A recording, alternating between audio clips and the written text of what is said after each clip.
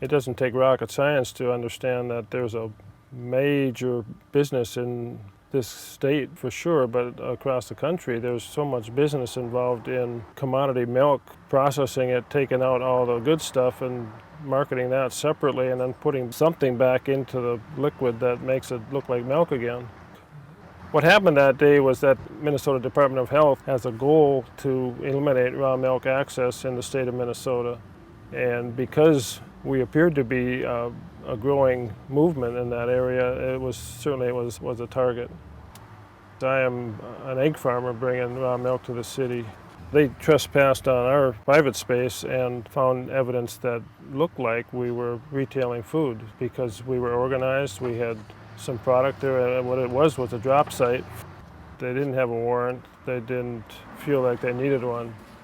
So they found enough information at the private space at the Trad Foods warehouse to get a warrant like 8 days later. At that time they found some inventory of beef and chicken, and they embargoed everything that was on the farm. The warrant said they could take information from our computer files. So they suggested that because we used a QuickBooks system or a spreadsheet that we were a business.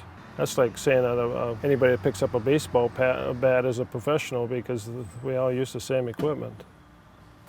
Well, this event of action that occurred on the 9th of March ended up with an actual tow job of our delivery truck, my delivery truck, with the contents belonging to 50 families in our private food club that many have had already paid for this food.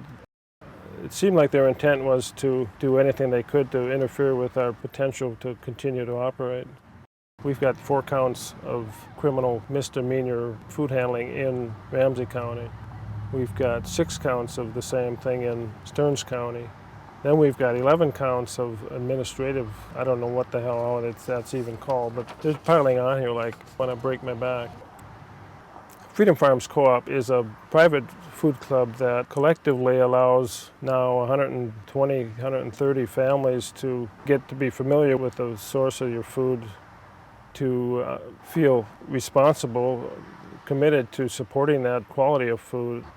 Our whole system is based on making this relatively convenient for families to not have to travel halfway across the city or certainly not halfway across the state to get to the farm that has the milk quality that they want.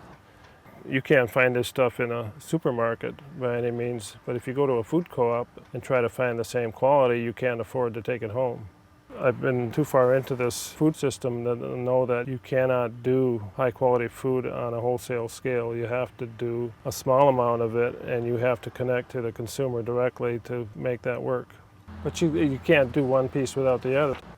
If you look at every aspect of being a mom nowadays, when you find out that your quality of food is in the toilet and that just by chance you find a connection to a farm delivery system that gives you a chance to really dynamically change that, and you get to know this farmer and your kids know him, and all at once you find out that the regulators in the state are wanting to put him in jail. It's almost tragic what it did to our spirit at that time. You don't know if you're safe yourself as a mom, because the Minnesota statute says that in order to buy raw milk in Minnesota, you have to drive out to the farm to get it. So obviously, if you're going to do something different than that, you have to have a basis for it. So we set up a private food club. We have a lease on the animals that supply the dairy product for our members. We don't buy any dairy product. We own the animals that, you don't buy milk from a cow that you own. We're not trying to do anything illegal here and get away with it. We're trying to manage a perfectly healthy food into a system that actually allows that food to be available to people in a reasonable way, not by having to drive across the state to get it.